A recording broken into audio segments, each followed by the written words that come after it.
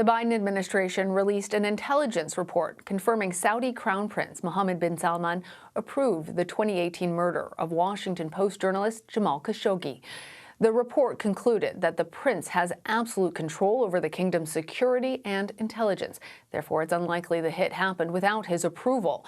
The report also determined 7 of the 15 men involved in the murder are members of the Saudi Rapid Intervention Force. That group answers only to the Crown Prince. Despite those findings, the Biden administration isn't directly punishing the Crown Prince. Instead, they imposed a so-called Khashoggi ban. It will prevent anyone believed to be involved in anti-dissident activities from getting a U.S. visa. So far, 76 Saudis are on the list. Joining us now is the co-founder of the Khashoggi Disinformation Monitor, Iyad el-Baghdadi. It is wonderful to have you with us, and I want to explain, even as there's not much new information in this report, it does say that the Saudi Crown Prince is responsible.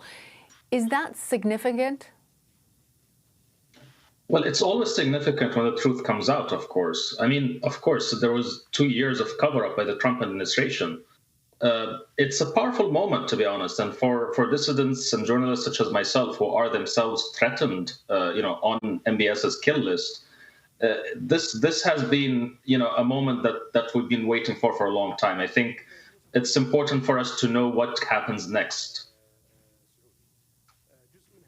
I don't want to gloss over one of the things that you just said because it's powerful. You're, as a vocal critic of Saudi Arabia, you yourself are also on a kill list and you're living in a different country. But what happened with Jamal Khashoggi shown that threats to your life isn't necessarily limited to being geographically in Saudi Arabia. Does the United States' new policy help make you feel any safer? Well, to be completely honest, no. I think not enough has been done. I think this cannot be it. It can't be simply a matter of naming and shaming and then, allowing him to find other ways around whatever sanctions or whatever visa bans are going to be imposed. First of all, of course, it's very important for Europe to also react. I live in Norway. It's also important for other Western allies. There's been activities against dissidents in Canada, for example. So I think this is an important moment, but I think I'm not yet satisfied by what has been done so far. This cannot be it. Well, House Intelligence Committee Chairman Adam Schiff says that the U.S. should cut all ties with the prince, agreeing with you that there should be greater repercussions. And other critics have called for heavy sanctions and a ban on U.S. arms sales to the kingdom. But you say that none of that will work. Why is it? Well, to explain this, a bit of context would be useful. Mohammed bin Salman, or MBS as he's known, has such absolute control over the country. And this is something that, of course, the ODNI report clearly states. He has such absolute control that we're kind of stuck with him. I would have wanted to say that it's possible to remove him from power, or that the king is still in control and can actually, change the crown prince. Unfortunately, I don't think that is realistic. There's also the fact that MBS has been so brutal against his own family, against his, people, the elites of his own country, powerful princes, business people. He's been so brutal against them that he pretty much, if he loses power, it's suicide for him. The moment he steps out of power, 1,000 knives are going to be pulled out for him. So he's pretty much stuck. He himself is stuck in power. So unfortunately, this calls for it's a more difficult situation for us when it comes to proposing policy, but it's also a delicate situation because you don't want to make everything about punishing MBS, because you could be hurting Saudi Arabia. Jamal Khashoggi, after all, was a Saudi citizen. He's someone who really loved his society. He loved his country. He was a patriot, and he really championed democracy and free speech. I think it would not be wrong. It would not be right. It would be failing Jamal's legacy to make this all about punishing the criminal and not centering the victim and what he died for. Well, as you say, it doesn't look like the Crown Prince is going anywhere. He has a proven track record of brutality. As a member of that kill list, what do you think can be better done to protect dissidents like yourself? And really, how worried are you for your own life?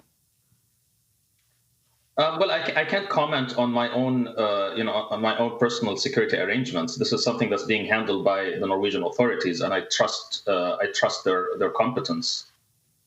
As for what should be done, I think that we really need to.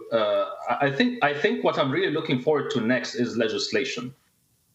There's two pieces of legislation that I think would be useful. One of them is called the Jamal Khashoggi Press Freedom Act, and one of them is called the Protecting Saudi Dissidents Act. And what these pieces of legislation do is that they make it more costly and more difficult for America to do business or to have a close alliance with any regime, not only the Saudi regime, that goes after dissidents or journalists. I think it's very important in this moment not to forget that many of Jamal's own friends are in prison. Many of his friends are under travel bans. The United States has a lot of untapped leverage here. I mean, Saudi Arabia needs the United States far more than the United States needs Saudi Arabia. So there's a lot of untapped leverage there that should be applied towards improving the situation of a lot of those free voices within the country and making sure that MBS, it's probably best if MBS has something to lose than if he doesn't have anything to lose. And this, again, complicates the situation a little bit, because if we end up with a situation where MBS is cornered, under pressure, completely isolated, and has nothing to lose, he's probably going to become more repressive, and we don't want to do that either. I want to turn back to the report itself. Proponents of the release of the report argue that at the very least, the Biden administration is demonstrating that they are less likely to turn a blind eye simply because Saudi Arabia is a strategic ally. Do you agree with that? And do you think that this move will help other dissidents in the future? Well, as they said themselves, they had to follow the law. It was simply a matter of following the law to release the report. I guess that's a good thing, but also it's not enough. It's the minimum that they needed to do was basically tell the truth. At least the gaslighting could stop, and we can actually, the world can actually deal with this as it should be dealt with. But once again, I say this can only be the beginning. It can't be it. Iyad el-Baghdadi, thank you so much for joining us, and we will continue to hope for your safety.